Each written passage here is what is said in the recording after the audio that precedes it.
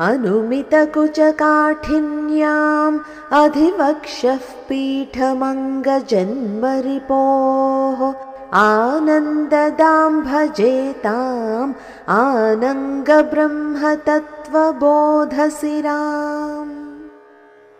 अनुमितकुचकाठिन्याम् अधिवक्षः पीठम् अंगजन्मरिपोः आनन्ददां भजे ताम् आनंग ब्रह्म तत्व బోధసిరాం. కాముడిని బూడిద చేసి ఆ బూడిదను తన వక్షస్థలముపై అలుముకున్నవాడు ఈశ్వరుడు.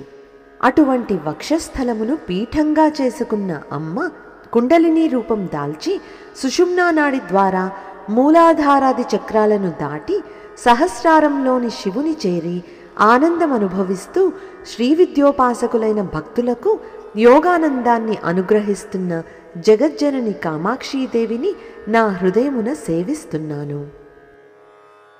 ఇప్పుడు మరొక్కసారి శ్లోకాన్ని చదువుకుందాం.